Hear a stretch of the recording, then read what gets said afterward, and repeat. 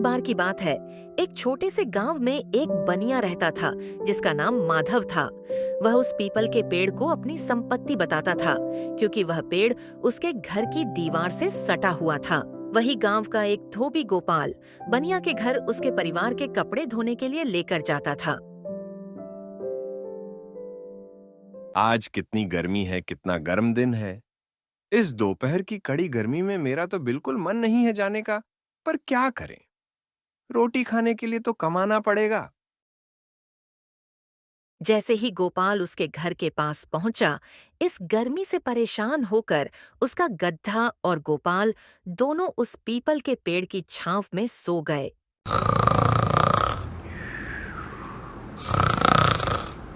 गोपाल की खर्राटों की आवाज सुनकर बनिया अपने घर से बाहर आता है और देखता है कि गोपाल और उसका गधा उस पेड़ की छांव में सो रहे हैं।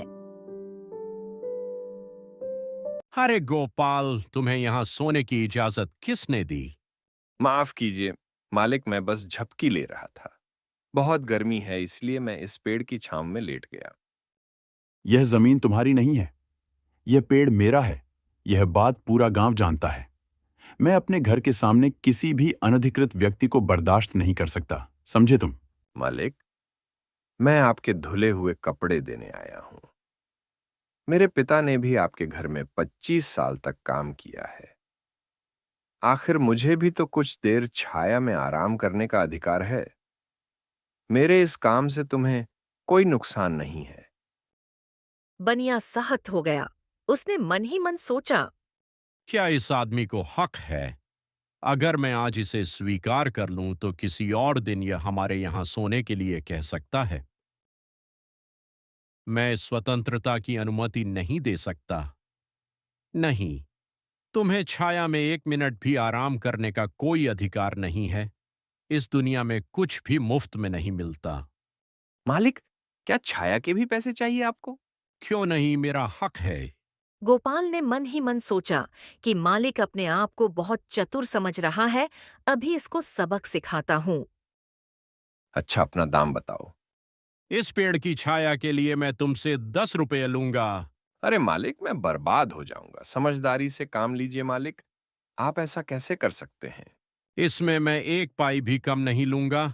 अगर तुम ऐसा कर सकते हो तो ठीक है, नहीं तो यहां से चलते बनो। मालिक, मैं आपको बस 2 रुपए दे सकता हूँ। ठीक है, चलो 5 रुपये का समझौता कर लेते हैं। कल तुम्हें प्रतिज्ञा पत्र पर एक हस्ताक्षर करना होगा, और अब बेकार की बातों में मेरा समय बर्बाद मत करो। आपने मेरे लिए कोई विकल्प नहीं छोड़ा मालिक। मैं कल आपके घर हस्ताक्षर करने आ जाऊंगा। माधव खुद पर बहुत खुश था। 5 रुपये में वह 10 एकड़ से ज्यादा जमीन खरीद सकता था। आखिर क्या यह छाया ही मूल्यवान थी जिसका न तो उसने और न ही उसके परिवार के किसी सदस्य ने कभी उपयोग किया। बनिए के घर में खुशी का माहौल था।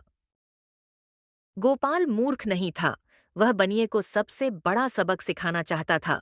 अपने मैन को संभालते हुए वह घर पहुंचा और अपनी पत्नी से बोला, रीना, तुम अपनी गहने मुझे दे दो। गहने?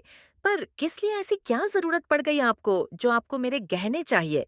मैं उन्हें गिरवी रखकर बनिया के घर के सामने पीपल के पेड़ की छाया खरीदना चाहता हूँ। अरे अरे, तुम पागल हो गए हो क्या? पेड़ की छाया? भला पेड़ की छाया के पैसे कौन देता है? क्या तुम छाया खरीद रहे हो? क्या तुम इसे संपत्ति के रूप में रख सकते हो? छाया कोई संपत्ति नहीं है। हमारा पैसा हमेशा के लिए डूब जाएगा क्योंकि इस छाया को दोबारा नहीं बेचा जा सकता। तुम समझते क्यों नहीं हो? रीना ने अपने पति को इस अजीब सौदे के बारे में सब कुछ समझाया और उसे इस बेतुकी योजना से रोकने की कोशिश की, लेकिन गोपाल नहीं माना। रीना ने फिर कोशिश की। उसी पैसे से हम एक बड़ी जमीन खरीद सकते हैं और उस पर अच्छी फसल उगा सकते हैं और एक दिन अमीर बन सकते हैं। आप मेरी बात सुनते क्यों नहीं हो? देखो रीना, मैं अपनी बात जानता हूँ। एक तो मैं धोबी हूँ, रातों रात अच्छा किसान नहीं बन सकता। दूसरे, इस बंजर जमीन पर खेती करना जोखिम भरा काम है। और फिर मैं 6 महीने में छाया में रहकर जितना कमाने की उम्मीद करता हूं, उतना कमाने में मुझे 10 साल लग जाएंगे। क्या तुम मेरे गहने वापस लाओगे? मैं कसम खाता हूं कि तुम्हारे सारे गहने लौटा दूंगा और एक चांदी का हार भी दे दूंगा। इस प्रकार अपनी पत्नी को अपनी नेकनियति का भरोसा दिलाकर गोपाल ने एक थैला भरकर गहने ले लिए, जो गांव के सुनार के पास 7 रुपए में गिरवी रखे थे। सभी ग्रामीणों की ओर से सौदे की पुष्टि की और गारंटी दी, जिनमें से लगभग 20 लोग जिज्ञासा से वहां एकत्र हुए थे। वे अपनी राय में एकमत थे। छाया की बिक्री के बारे में पहले कभी नहीं सुना गया, और माधव इतना चतुर है कि उसे बेवकूफ नहीं बनाया जा सकता। यदि कोई भी पक्ष समझौते के अपने हिस्से को लागू करने में विफल रहता है, तो चूककर्ता पक्ष को दूसरे पक्ष को 10 रुपए का जुर्माना देना होगा। गोपाल के लिए दोपहर से शाम तक चारपाई पर छाया में सोना नियमित हो गया था। गधा चारपाई से बंधा रहता था। बनिए परिवार के लिए यह बहुत परेशानी की बात थी कि कभी-कभी वह बिना किसी कारण के लगातार रेंकता था। गोपाल, मैं देख रहा हूं कि तुम और तुम्हारा गधा मेरे घर की दीवार के पास आराम कर रहे हैं। पहले तो तुम पेड़ के नीचे ही बैठा करते थे। क्या तुम मेरे घर पर कब्जा करने की सोच रहे हो? नहीं गुरुजी, मैं अपने अधिकारों के भीतर ही रहूंगा, अर्थात केवल छाया।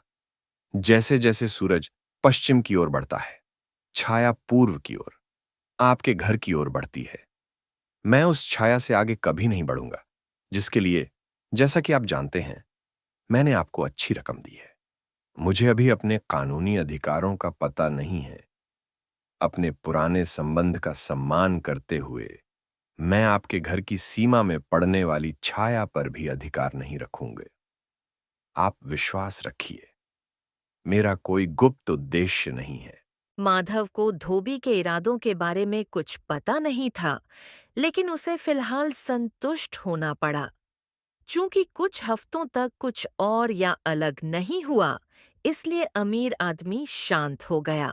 एक दिन अचानक गांव में खबर फैली कि धोबी गोपाल गांव से गायब है। कई दिनों तक धोबी का कहीं कुछ पता नहीं चला। आखिरी गोपाल गया कहाँ? इस तरीके से आज तक कोई भी आदमी गांव से गायब नहीं हुआ। बनिया अपनी दुकान बंद करके घर लौट रहा था। उसने देखा कि उसके घर के पास कुछ दर्जन से ज्यादा लोग जमा हैं। जब वह पास पहुंचा, तो उसने देखा कि गोपाल पेड़ के नीचे बैठा था और उसके चारों ओर कुछ दर्जन भेड़ें, 2 कुत्ते और 2 गाय हैं। गधा भी वहीं था। यह क्या खेल है गोपाल? क्या तमाशा लगा रखा है तुमने? मेरे मवेशी साहब, अब हम पीपल की छाया में रहेंगे। तुम उन्हें मेरी जमीन पर कैसे रख सकते हैं? मैंने तो सिर्फ छाया बेची है। सच है गुरुजी, आप अपनी जमीन कहीं और ले जा सकते हैं, मैं केवल छाया ही रखूंगा। माधव के पास बोलने के लिए शब्द नहीं थे। गांव के लोग बनिए पर हंसते और फुसफुसाते थे, जो हमेशा खुद को सबसे चतुर बताता था। हार न मानने के लिए माधव ने कहा, गोपाल, तू अपनी छाया कहीं और ले जा सकता है। एक बार ठीक से सोच लीजिए मालिक, क्योंकि उसकी छाया उससे अविभाज्य है। बनिए को अपनी गलती और मूर्खता का पता चल गया था। उसके पास 10 रुपए का जुर्माना भरने के अलावा कोई दूसरा चारा नहीं था। वह बहुत शर्मिंदा हुआ। मालिक, जाते जाते आपसे एक बात कहना चाहता हूं, यह छाया भगवान की देन है। यह अमूल्य है। हम सबको मिलकर इसका आनंद लेना चाहिए। इतना कुछ हो जाने के बाद गोपाल अपने घर जाता है और अपनी पत्नी को उसके दिए हुए गहना लौटा देता है।